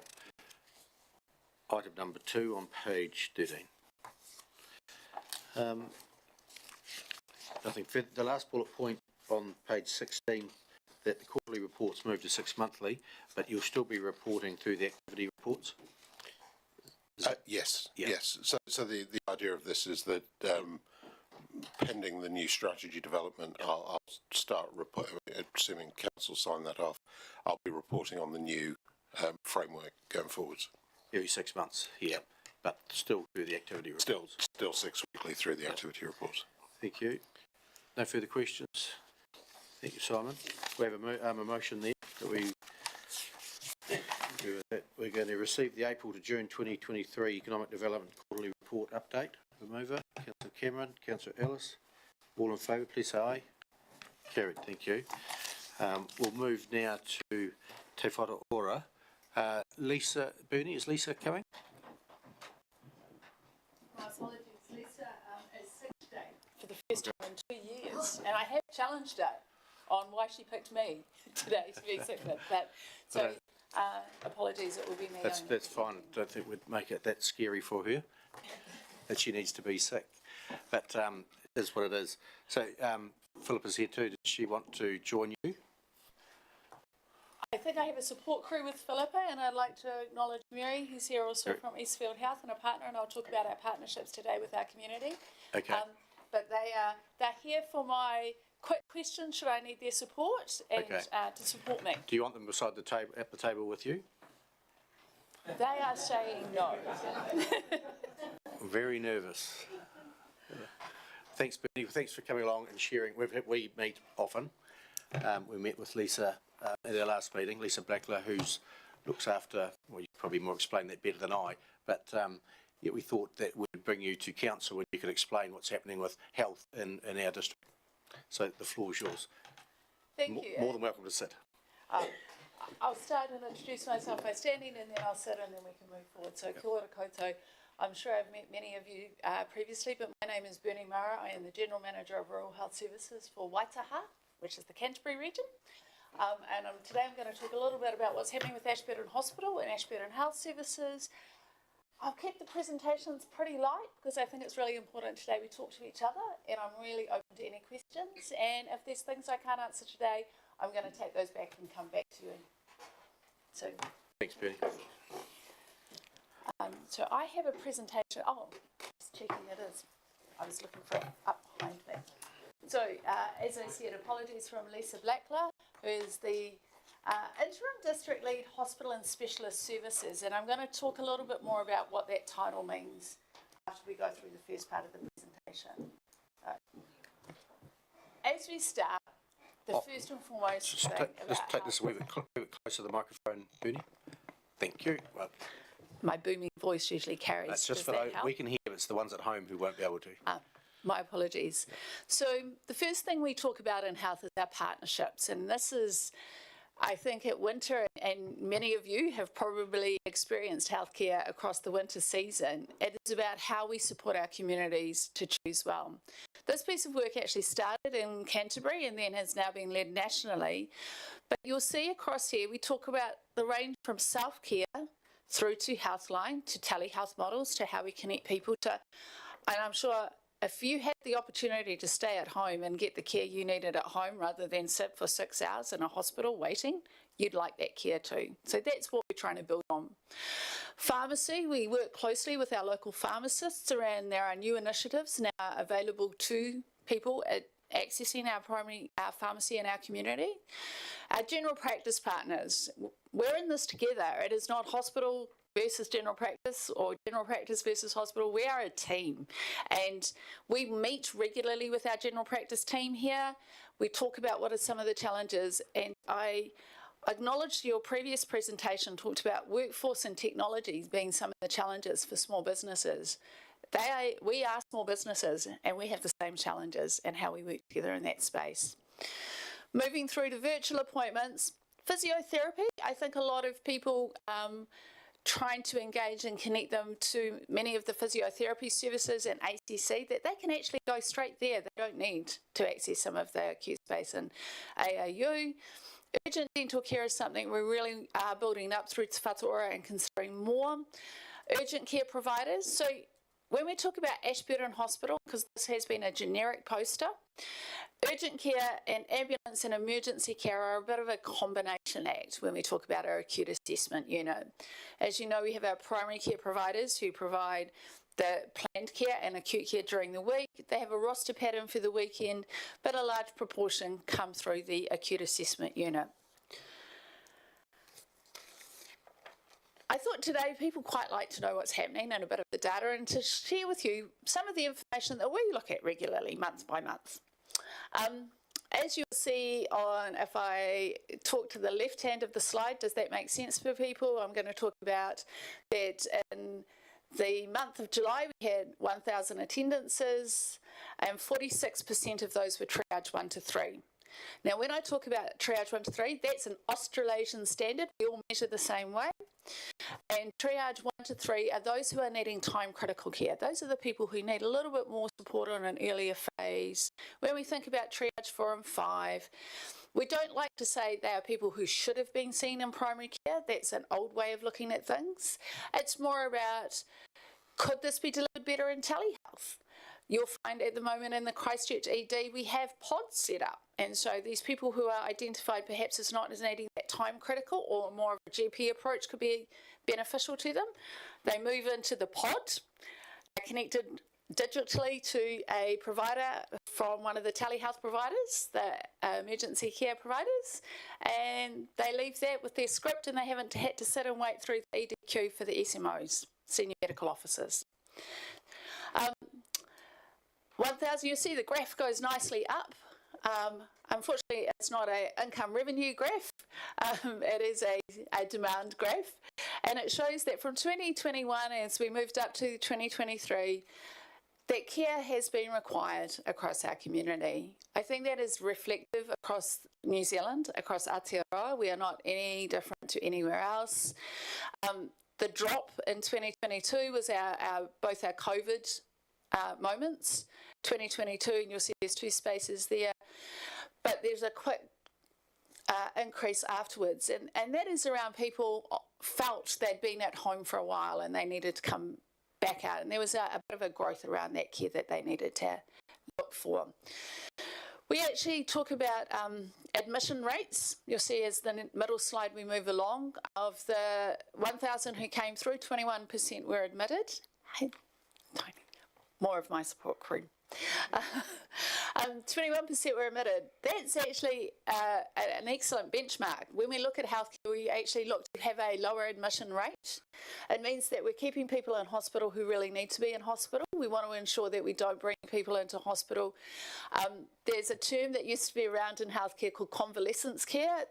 Convalescence care is not something we're trying to support people to be well and at home. How do we put in home-based support services? How do we make sure we've got district nursing? How do we get you to the right and safe space? But when you need to be with us, we're absolutely here to take care of you. You can see that triage 1 and 3, I talked about a little bit earlier, 36% of them are admitted, which is right. They're the people who have come through who are sicker. What's not on this category or on this graph is the presentation, the source of presentation. So that's a thing that we measure in healthcare consistently. Did you come by ambulance? Were you referred by a general practice? Did you come in on your own? 80% of our presentations are self-referrals. They're people who arrive themselves. They're not coming through ambulance and they're not coming through GP. We have a great relationship with our general practices who, when they need to admit, they send through and of course are assessed immediately. They can ring the SMOs for more advice at that time. Seen under 4 hours, and these are again national benchmarks and targets. Our goal is to see people as fast as we can according to their clinical need. As you can imagine, in an acute assessment unit or in any ED, as we have more people coming in and up and down, the person with the greatest need is the person who moves to the top of the queue. So you'll find that it's not a nice linear platform when you come through, that if you arrived earliest in the day, you're going to be seen first. It depended on the clinical need you had at that time of presentation and those people coming through. I don't have on the slide, but to talk to you about the medical model that we have, or the care model that we have providing care within the facility. So there is always a senior medical officer based around the acute assessment unit. And during the week, we also have we run 3 teams. So we have the team that's in AAU with the junior doctors that are RMOs. We have the team that are based in the inpatient spaces of the ward and how they're supporting those to move through to discharge. And then we have this workforce that may be providing some work in fracture clinic or some other areas. When we move to the weekend, we drop that down to 1 senior medical officer who covers acute and inpatient. They go on duty on Friday morning at 8 a.m. They're on duty for 72 hours and they finish that duty at 8 a.m. on Monday. We support them with the junior medical doctor and we support them coming from Christchurch. We have an emergency doctor, a FASM. We love acronyms in health. A fellow of acute medicine, and they come in, they have a shift on the Saturday, they start at 1 p.m. on the Saturday, they go through to the 8 o'clock or 10 o'clock that night, depending on our need. Back in the unit, they stay in our accommodation at the hospital. I think there are many things about Ashburton that's fantastic, but one of the things is we have the ability to provide accommodation on campus, both for our junior doctors, for any workforce we need to bring in, and for our nursing students, etc. So they stay in overnight, they come back into the unit in the morning, they work through till 6 o'clock that day. We talk about clearing the deck. I know that sounds very unhealthcare friendly, but it's about working through. Most of our demand comes during that time period. The graph perhaps to the right, my right, at the bottom, you'll show some trends in there just about wait times. People are waiting a little bit longer when they are that triage 4 and 5 because we have a busier unit with that higher triage. The sicker people are coming through and being seen. Discharges and occupancy. So we have 2 wards at the hospital, Ward 1 and 2. I know that they've changed their names at various times over the years, but we stick to the basics now of 1 and 2. We mix those wards up with the cohorts of patients. We don't say that if you go to Ward 2, you're only there for rehab. We try and keep our workforce, and that's our workforce strategy. That's how we support our staff to be equipped and able to work across the hospital, that we enable them to be able to work in either of those wards by building their capacity, working alongside them, supporting them in their training and education. We have a really focused allied health team, and when I talk about allied health, physiotherapy, occupational therapy, people who support people, their goal is to get you home safely with the equipment you need and the gear that you need. Our discharges align with our presentation rates. These are in total numbers and not percentages against the population, so they're not a cohort. So we have a high percentage of European who are through the hospital, but if I was to pull this graph together in a different way, you'd see we have an increasing number of our Māori in our Pacific community as a rate of their population who are coming through our unit, and particularly in our maternity area. So we're really excited to celebrate that there is a growing birth rate of our Pacific Māori and migrant communities, and you're probably seeing some similar data in your long-term planning. What we are about to embark on, and this is where my colleague Philippa supports me in a lot of the work at the facility, is we will be upgrading the maternity area at the hospital towards the end of this year. We've been going through the process on GETS, so we're really looking forward to that space. Outpatient. Now, outpatients for us, we run a hub. We have the corridor of outpatients. I think for all of you being local and those sitting at home watching today, you'll know that where the alternate entrance is, where the Oak Grove corridor is, where maternity are based, that's what we call our outpatient hub. So these are a mix of visiting specialists who come down as well as our local team.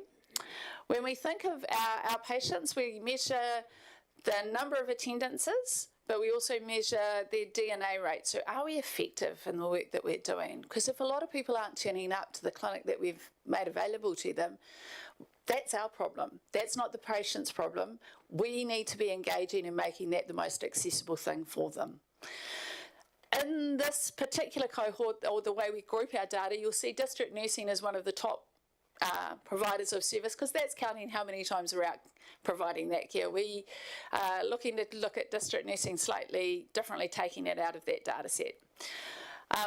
dental surgery, gen medicine, gastroenterology, older person's health, respiratory medicine, diabetes, urology, ENT, which is number 525 down the line there. You see we have a range of visiting clinicians coming through, but some of these are actually getting a little bit high on their do not attend rates. You'll see respiratory there, and you'll see our ENT down the bottom at 35.7%. So we need to rethink our clinic. We need to rethink what's going on in that space. This data set is straight out of my monthly operational report. So it's what we use to look at how we're efficient or working in our system. Ooh. Dear, oh dear. Driver error.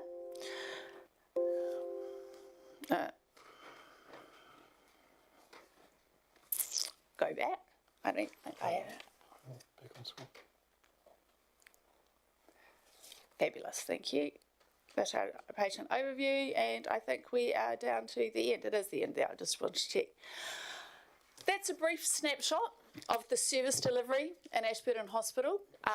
There are many aspects and I'm sure questions that you have top of mind. I haven't gone through the Te Whatu Ora national structures, but I am more than happy to take some questions that you have on that at the moment. I guess in the first component is outlining we operate under the Hospital and Specialist Service Framework. So Lisa Blackler is the interim lead for Hospital and Specialist Service. If we think of the national information that you may have read coming through, Fiona Dugan is the National Director for Hospital and Specialist Services. Regional Director, so that's the South Island wide, that's Dan Pallister-Coward, and I work with him regularly. Lisa reports to Dan and I report to Lisa. So it's a nationally planned, regionally led, locally tailored, with the locally tailored. Thanks, Bernie. Great update. Let us know what's happening for health in our district at hospital level. So I've got questions now, councillors, and Councillor Cameron. Thank you, Bernie. Just a question with regards to transport. You may have addressed it and I might have missed it on the graphs, but how many people leave Ashburton to go to Christchurch because of their health, and how are they getting there? Like more by helicopter or more by road, or what's the gig there? Thank you for your question, Carolyn. I don't have that in the graph there, but we do measure our transfer rates. We actually have one of the lower transfer rates in looking at hospitals of this size, or even slightly bigger, across the country. And I'm more than happy to forward to the council some recent published New Zealand medical data around this. We've been part of our research project. It would be really interesting. Yeah. And in that data, that shows that we have a transfer rate of 3.7% when we look at it monthly. We measure this in our clinical governance. Now, that may concern people when I say that it is a low transfer rate. What I'd like to explain to that is what we're looking to do is manage as much care as we can for people here. Because the moment you need to go out, of course, there's all the complications for your family, your whānau, how you have that discharge back to your home. So that 3.7% helps us understand where we are actually delivering efficient services. Our biggest use of transfer is road. A heli retrieval or an air retrieval is based on the clinical need you have. So when we need to transfer somebody, the process, perhaps I talk through that. The senior medical officer has made a decision. A junior officer will certainly have identified and worked alongside you. I was about to say worked you up, but that's our term. Worked alongside you, but it's a senior medical officer decision. They've identified a service that is accepting you. So they're the people on the phone negotiating to ICU or paediatrics or the care that if it's a child, needs to go to. It's at that decision time, and with calling the St John or the transfer service, which is a national service, what type of retrieval you need. When you're going in a helicopter, it is because of the medical support you need at that time through your transfer. Road transfers and heli retrievals actually take the same time. By the time we've coordinated the helicopter, the retrieval team has been called out of Christchurch, has been put onto the helicopter and is sent down here. So it's faster to go by helicopter. In fact, at times it's faster to go by road. Mm-hmm. What you have here is, and this is where again those partnerships, how we work with St John around the resources they have available. We're very focused on our need to have acute transfers available to us by road, as and when we need it, because by the time We have worked with you and assessed you. We need you moving in that time frame. What we have the advantage of with Ashburton Hospital is we can stabilise and maintain you as we need to get you to the next pace.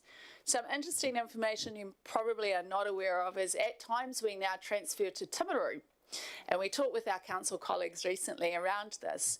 As Christchurch Hospital is a tertiary level hospital, we have a very comprehensive secondary care hospital down with our colleagues in South Canterbury.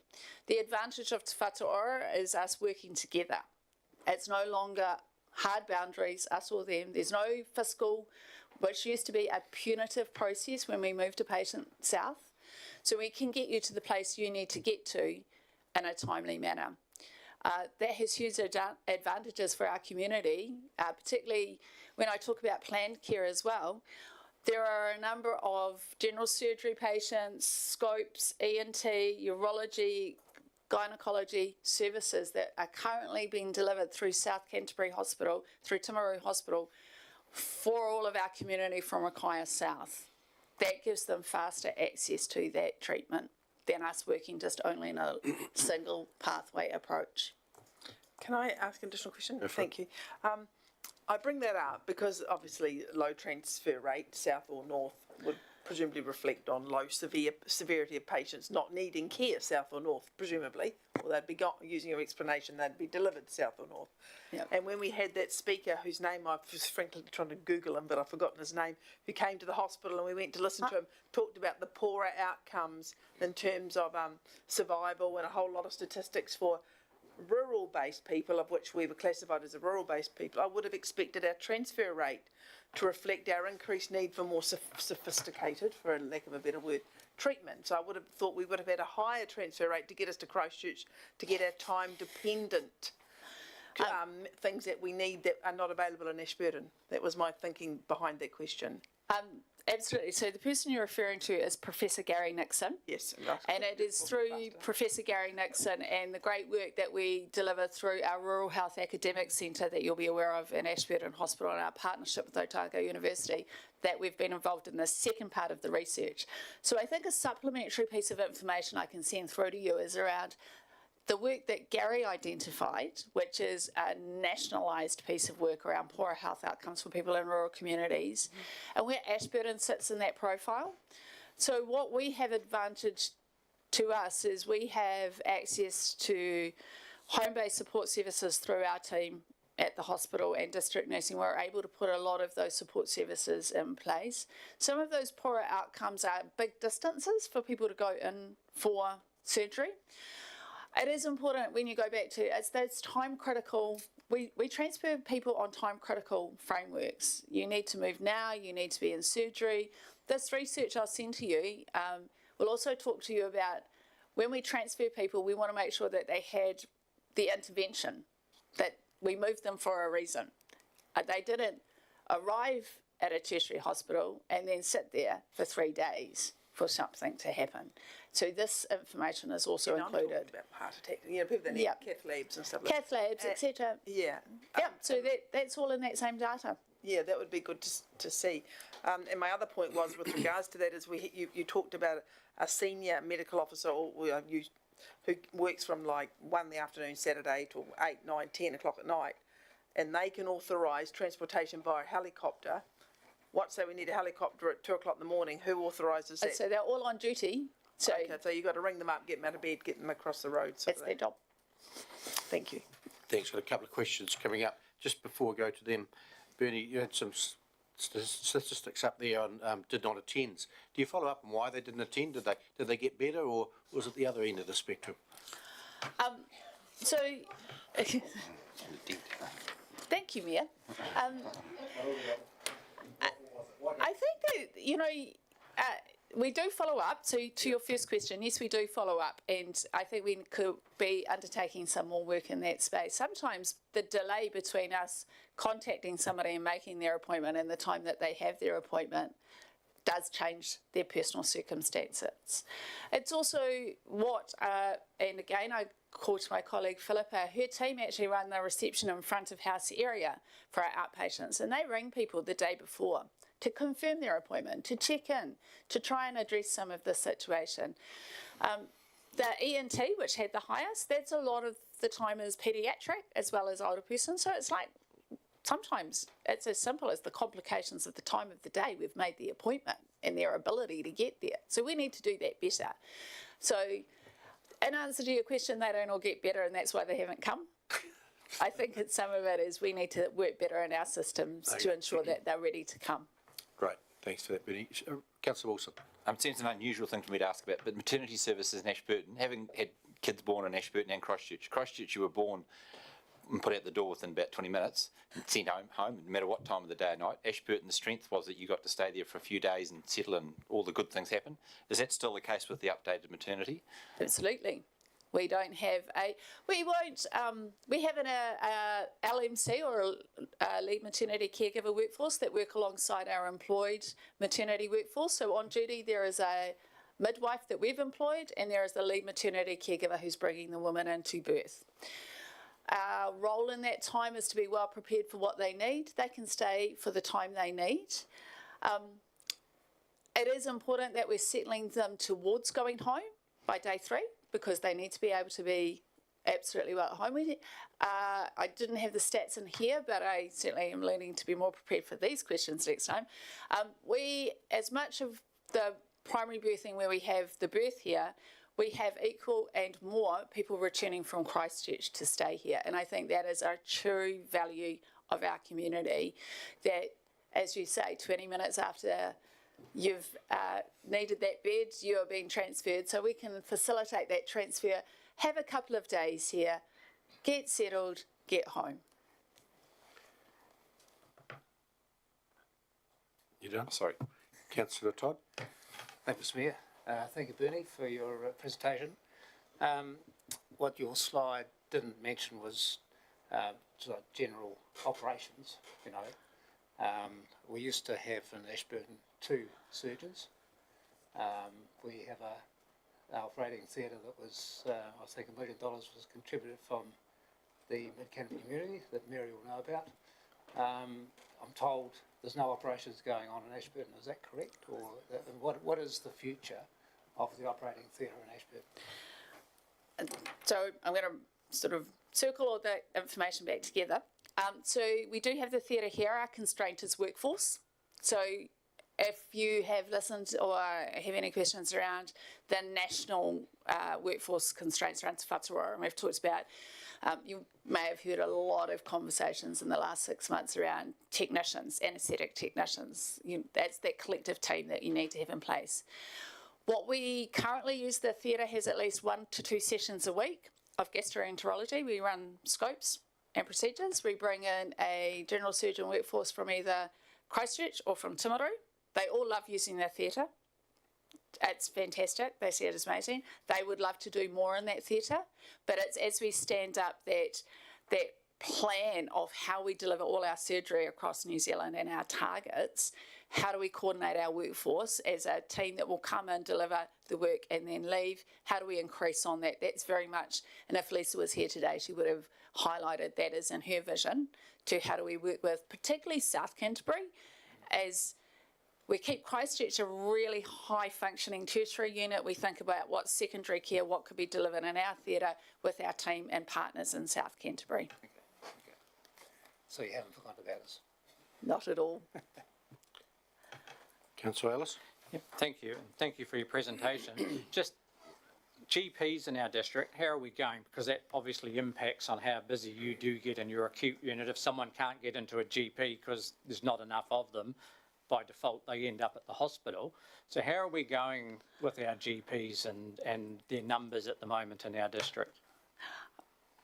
Okay, so I have my colleagues here. Tony is a business manager for Eastfield, and perhaps you could join me in supporting me in answering these questions. So we don't, with the changes in Te Whatuara and moving away from DHBs, I'm hospital and specialist services, and Tony and I lean in with each other around general practice. We certainly want to increase our primary care workforce, but we look at opportunities for a future workforce, they like to work both in general practice and in the hospital. So perhaps we could, some work you're underway Tony, about if you could just push the button on the right-hand side of that machine, that's it. So I can certainly speak from the perspective of Eastfield Health. We have ongoing difficulties with recruiting GPs and maintaining the resource there. So we're forced to think more broadly about what sort of configuration of staffing we can create to help us to continue to look after our patients. It means that certainly for us, and I know that other general practices are in a situation where they need to manage the number of patients that they enrol. So while it might not be that they're just saying that we're cutting off our enrolments full stop for a period of time, that we're just sort of enrolling people in a stepwise manner so that we're sort of controlling the numbers. We need to stay safe, and there aren't any sort of national guidelines or agreed sort of standards on how many patients should be allocated per GP or nurse practitioner. However, it's just really over to us in terms of what we think is acceptable in terms of clinical practice. So, as I say, we're thinking about all options. All options are on the table in terms of how best we can resource the care that our patients need. And that includes working with the hospital to think about whether it's more attractive for us to get GPs or doctors who might have co-appointments, for example. So we're thinking about all of the options here. Because I think it would be a good idea for likes of yourself to talk to our economic development department, because we're charged with, making Ashburton an attractive place for people to come and stay. But while we can't attract those high-level services for them to go and enrol in when they get here, suddenly some of that attraction may slip off. So, yeah. I totally agree. I think any support that we can get from across the ADC to attract and retain people to Ashburton, any edge that we can get at all will be greatly appreciated. You'll have to come up and use the microphone. Thanks. Oops. Thank you, Neil, and I did indicate I didn't want to really contribute, but I'm happy to. I just want to add one thing, and I'm just actually I should confess, and I've just today resigned as finished my time as chair of Eastfield Health. But if you know of any GPs, we are offering a $500 finder's fee. $5,000. $5,000. Oh, no wonder our budget's not very good. So if you know of any GPs overseas, locally, within New Zealand, within your families, we would be very pleased to hear from you and from them. And we're desperate for GPs. District-wide, I think. Yeah. Thanks. Councillor Lovett. We had a special training school at the hospital with those specialised models. Is that still happening? They haven't. So the Rural Health Academic Centre, RHACA, and again, my colleagues, support partnerships is the theme of today. Absolutely, it's still presented, and in fact, we had national board members from Te Whatu Ora come through and view the facility, and were astounded at what we could actually deliver. As they said, without all of the big attention that had perhaps gone into other areas, we have, through our partnership with our philanthropic partners, which has been amazing, and I would like to absolutely acknowledge that at this point. We've trained over 83 teams in the last 3 years, and there's what we call RISK. Sounds a terrible name, but it is actually how do we support rural teams manage acute presentations. We have medical risk, we have another risk program, it's in partnership with Otago University. We, through the philanthropic partnership support we have in our hospital, Janine Lander is the Regional Director for the Rural Medical Immersion Program. She's in charge of the program from Taupo throughout the South Island. We have increased recently with that success. Te Whatu Ora has increased another 10 placements into that Rural Medical Immersion Program. That's where we're developing that young workforce to come back and work in rural. So we're hoping next year, there's talk at the moment with and our local general practice, Three Rivers, Penny is involved in that, and she's our GP lead. If we can even bump up, we have 4 students here every year, if we can get that up to 5 or 6. So it's a success story. What we're now trying to do is how do we bring that up, and I certainly respect the challenge I received from one of our board members the other day to identify those 3 key points that I need every component of Te Whatu Ora, from service improvement and innovation through to hospital and specialist services through to commissioning or planning and funding, which we haven't talked about today, who I believe we've got a presentation coming in the future around from the commissioning team. How do we engage with them about what the success this is? We are on the map building the rural health workforce for the South Island. That's great, thank you. And the funding is, the 2 philanthropic partners are Mackenzie Charitable Foundation and Advance Ashburton. Well done. Thank you. Looks like there's no more questions. Bernie and team, thanks very much for the update. It was very, very good to let us, the community, really know what's happening with the healthcare in our district. So thank you, and very Thank much you for the opportunity, and we look forward to any supplementary questions. Do not hesitate to get in touch. I have Bernie's email address if you need it. And we'll see you, probably we should do this 6 monthly, perhaps. So we'll book in 6 monthly and see you again then. That'd be great. We've got 2 more items on our agenda. Then we're going to break for a cup of tea. You're more than welcome to stay and have a chat with us then if you wish. We're going to be about 20, 25 minutes before we get there. Thank you. But otherwise, we'll be next door. You can sit there and listen if you wish. But I might just... I'll come back. It's tempting. Didn't sell it, did I? But we're 25 minutes, we'll have a cup of tea, so we have a chat there. Item number 9 is end of year strategy plan progress report. Emily, Mark, welcome. Anything to add to your report?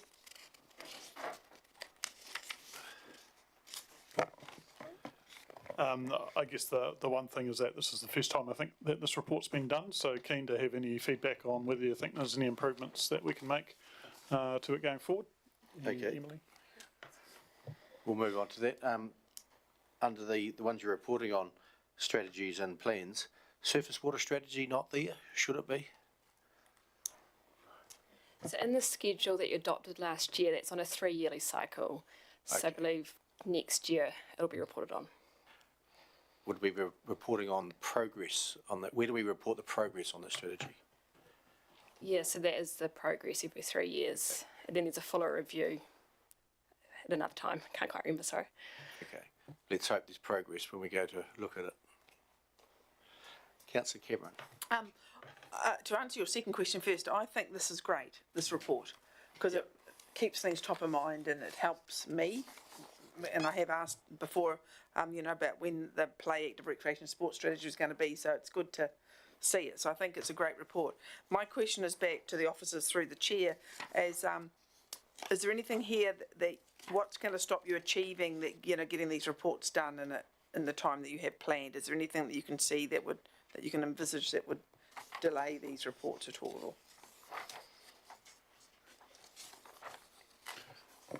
I guess it's a snapshot in time in terms of when things are being progressed, and obviously some things will be delayed or not necessarily go to time as things move forward. But this is just a chance to present where things are at.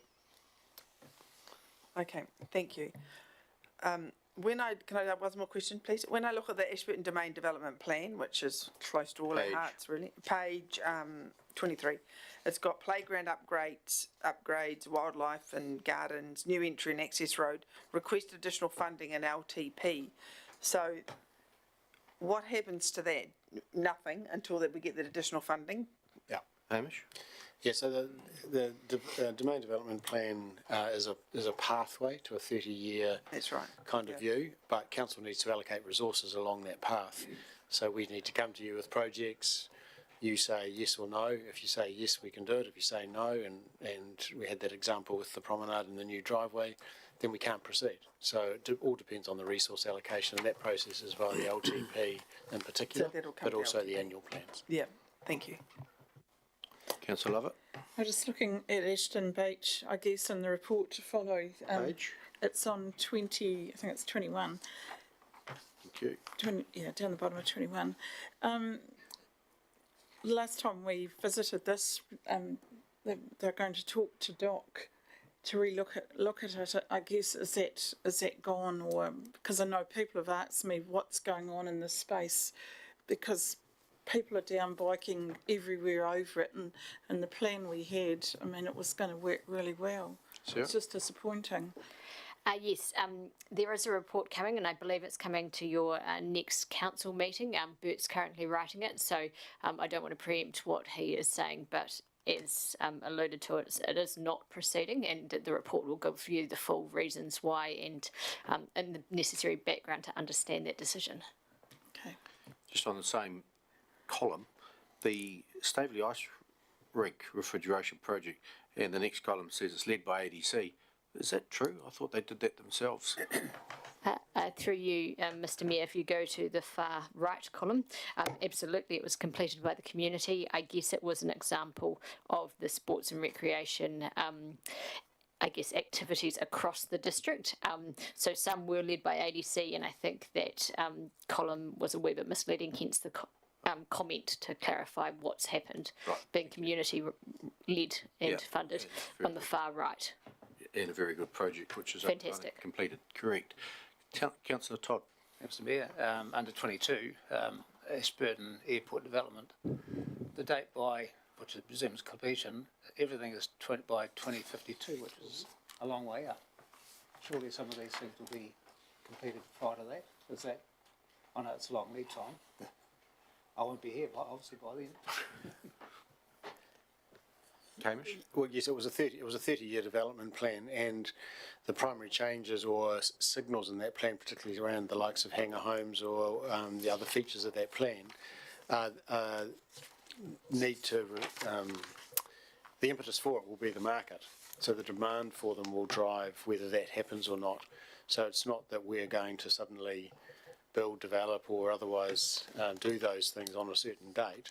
It's that the development plan set a picture that said these things are possible, but they will be demand-driven rather than date-driven by council. Yeah. No further questions. Not a lot of questions, but it must be a good report, and it's self-explanatory, so that's good. There's a recommendation here that council receives the end-of-year strategy and plan progress report. Councillor Brown moved. Yep. Councillor Todd second. Put the motion all in favour, please say aye. It's carried. Thank you. Next item is the Mayor's report. And I have the Mayor's report there, and I suppose Councillor Wilson. Could you, I see you met with Derek Olsen of Audit New Zealand. I understand they've looking to put their rates up in excess of, large amount in excess of inflation, and could you perhaps enlighten us on how that discussion went? It was a very tense meeting where the Chief Executive and I were at the meeting, and it was tense, and we explained we're not accepting it. But Hamish, you might like to add a little bit more to where we ended up in the end. Yes, so right across New Zealand, the Audit Office have signalled proposals to their clients of dramatic increases in costs of an audit. That includes all councils, but they of course also audit many other semi or public organisations. It rests around, over the last few years they have been running the audit process at a loss, and the time required to do the audits has not been recovered by the fees, and the Auditor General, who essentially engages the Office of the Auditor the Office of the Auditor General engages the Audit Office to do the audits, has essentially signalled that he wants the audits to continue to be done in a high quality way, and they need to recover the costs of those audits. So for the likes of the Ashburton District Council, our fees from 2022 to 2025 will more than double. So it's got nothing to do with inflation. They are dramatic increases. And the sector is cross. There is a lot of mayors and chief executives expressing concern to Audit Office itself, to each other via forums like the Mayoral Forum, to LGNZ to lobby on the sector's behalf. So there's a lot of heat in the issue currently. Our meeting with Derek was tense. We made it really clear we simply didn't accept his proposal. becomes equally clear that it's not actually a conversation that has a mutual opportunity to meet in the middle somewhere. In the end, we do use the audit office, and in the end, the fee will be something that we may be unhappy with. We have said, however, we don't accept it in its current form. He's gone away to reflect an alternative fee, but I don't think it'll be anywhere near the level that we would regard as acceptable. So it is a very big issue in local government right at the moment.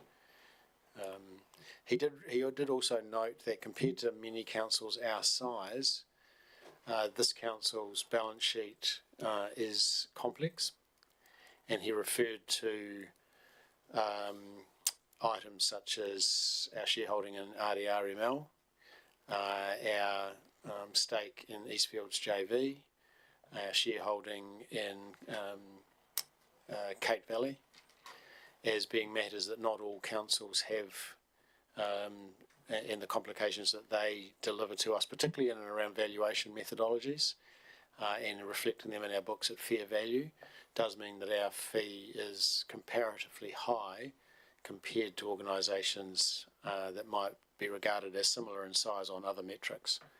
So he has gone away to think about it, but I guess our signal to the council is we're not likely to get a massive movement. I know that there is a discussion amongst other councils, some of our colleagues, around making the audit process contestable. At the moment we do use the Office of the Auditor General to, the Audit Office, I keep getting those two mixed up, the Audit Office to conduct our audits. There was a time some years ago, I can't remember quite how long, maybe a decade, maybe 20 years ago, when there was a choice to be made between the Audit Office and maybe one of the big CA firms. Most councils continued with the Audit Office. Some have gone to the big CA firms, but that's not an option that we currently have year about. So whether or not the fuss that's being created over these significant increases results in some sort of opportunity for choice, only time will tell. Councillor Hooper? Thank you. The Marae Hui, how did that go? Was that around the bilingual signs kapahaka issue? Yep, we met out there, I think that was yesterday, and had a good meeting, and there's some learnings for us, and we'll be implementing them over the next wee while. Yep, it was a good meeting. Will they be performing at the ceremonies? We'll most likely be the answer there, would it not? Yes, it was a really positive meeting, and the ramifications from that meeting are causing us to review the planning for that event, given the face value response we received from them. So we've got some work to do to get that event, but more importantly, the relationship with Hakatiri Marae into a really constructive space. So the citizenship ceremony is only a small part of the conversation and reality that we had yesterday. Councillor Todd? I just, back on the auditing, how far do the auditors go? Do they dig right down? Are they auditing stuff that they don't need to, like the time involved? How far down do they dig? How long have we got to answer this question, Mr. How long is a piece of string? Well, what I'm saying, should they be going where they go, is what I'm saying. Well, we think there are aspects to the audit that add immense value, and in an overall sense, the community can get comfort from the fact that an independent officer of Parliament is examining our reporting, our financial reporting, and forming a view on it. So it serves a really useful function. Within the overarching function, there are matters that that have less value to us than other parts of that audit. And when we discuss perhaps the parts that have perhaps less value to us, there's a pretty reasonable response from the auditor, which is that legislation, accounting standards requires it. So it's not as simple as to say that they're doing bits that we don't want them to. There are a lot of obligations, commitments and complicated reasons why the audit explores the matters it does. But as I say, some certainly has more value than others. As an example, they would like to, of the valuer who values our assets, they'd like to check the qualifications and the competency of the valuer. Why? I don't know. That's, that they're getting right down in the bottom. Yeah, makes you big belief. Yeah, there's certainly a very extensive focus on the valuations that we have our various assets recorded as in our balance sheet. A far greater energy on valuations than you would probably expect. But Derek's answer is very clear that the accounting standards that we have adopted and operate under legally require that sort of rigour in valuation methodology. So there is a lot of focus on valuations that causes a number of the hours and therefore the cost of the valuation, of the audit. Councillor Cameron? I'm also a little bit aggrieved at the jolly audit costs, and it's a shame we don't have any choice at the moment or can't do them biannually or something, or, every couple of years. But my question relates to, you met with Vicky Walker, the Aoraki Area Commander for New Zealand Police. Were you reassured after that meeting? Did you discuss crime statistics in the district, and were you reassured that everything was under control and going down and all the right? No, I didn't discuss statistics, whether we just discussed general policing, Okay. as in police numbers and how things were going generally. You felt quite satisfied with that? Yeah. Good. They were. She alerted me to nothing out of the ordinary. Okay, thank you. Thank you. It's just on the second bridge, and it was not yesterday, it was last Thursday that obviously we got the news that the bridge is going to make it to the GPS, but that's not the end of the battle. We need to submit on that. The GPS is out for draft, out for consultation. It is a draft, so we need to submit, and I think there should be a link on our website now for members of the public to submit on that too. So I think Janice is nodding her head that if the people went to our website, there'll be a link to go straight to Ministry of Transport, I think it is, website for, and I encourage them to do so, to also submit and say, yes, a great idea. Yep. We as a council will be giving our fulsome support to the GPS as part of the draft or the consultation process. So do we do a submission as well? Yes. Yes. Council does a submission? Yes. And just as me, I suppose that would be one of the highlights of my mayor career, having that ticked off. It's a known, that bridge is known New Zealand wide. Wherever I go, it's always talked about. And the questions always get, have you built it yet? And I always say it's coming, but now I can say it will be built. And another highlight was this afternoon, this afternoon, the opening of the meeting for the naming of the building. It's also another highlight of my career, so getting that appropriate name for that building now. So if there's nothing else, I'll move we receive the Mayor's report. Seconder, Councillor Brown. All in favour, please say aye.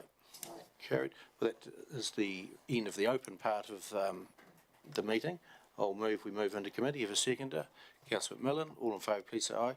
So we'll break now for a cup of tea, and more than welcome to join us. Thank you.